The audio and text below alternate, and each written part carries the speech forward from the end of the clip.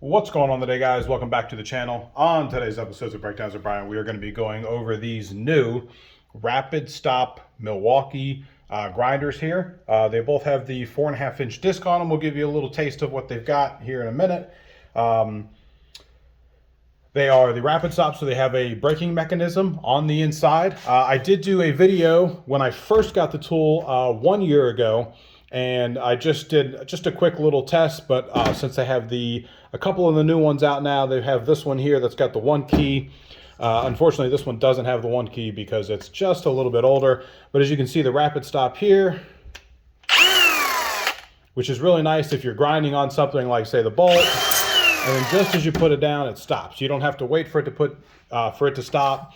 You don't have to scratch whatever you've got on here, as far as like if you're working with metal or anything, or like the wood here, you would stop and it would scuff up the wood. The one in the back here goes for $250 on Home Depot website. This one goes for $299. You can get a good deal with them. Some of them come with a 6.0 battery for free if you can get it around one of the holidays. They do, as you can see, I've got two 6.0s on here. They do recommend you use the 6.0s. I have used a 5.0 a few times. When the 6.0 dies, you can tell immediately when you're grinding on something whether you have a 5.0 or higher on it. The 5.0 just doesn't put out the amount of consistent power as the 6.0 and up. They're both basically the same. They both run at 8,500 RPMs. They both stop in 2 seconds. But we'll give you just a little bit. As you can see, the only difference is here, you can see, and we'll put it down just a little bit. You can see how much flatter this one is here compared to the big and bulky one here. Like I said, I got this one a year ago. I use it all the time at work. And just that little bit sometimes is the make it or break it difference, whether you can fit this inside and whether you have to go grab another tool that's smaller or take whatever you are going to be working on apart just so you can grind it down. So if I were you, no, I would not go by this one here. I would go by this one, the low profile one there with the, as they call the flathead version. On both of them, they do have the paddle switches. I do like the paddle switch rather than the little switch that's on the other one. I like to be able to stop it and not have to move the switch back. As you can see, I've been using this one quite a bit.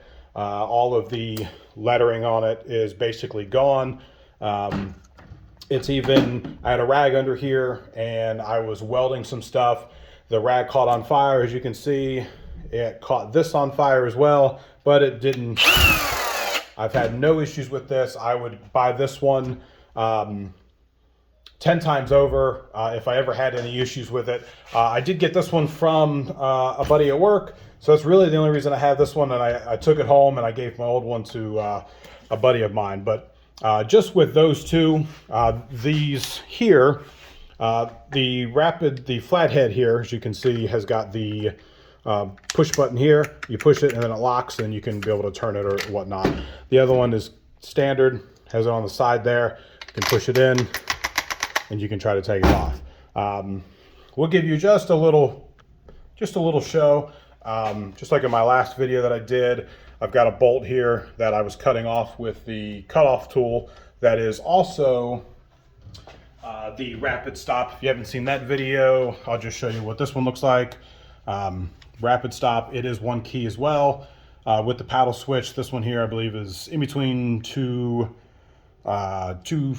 and $300, which I also recommend this one as well. But with the flathead, like I said, they're both the same as far as paperwork goes, but we'll just give you a little taste.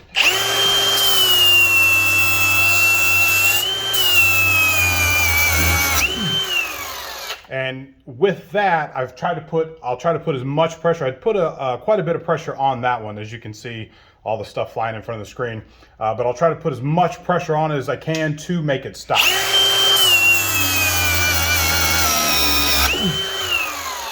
And really really, with a fresh 6.0 battery, you're just not going to be able to stop it unless you have the handle here, which they obviously come with it. So now we'll try the bigger one.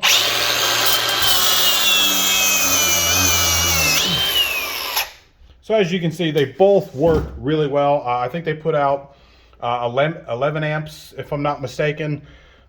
Just like they try to compare it with the corded one. I do have the corded one. It's nice as well, but of course, I just carry around a couple of batteries with me and it works well.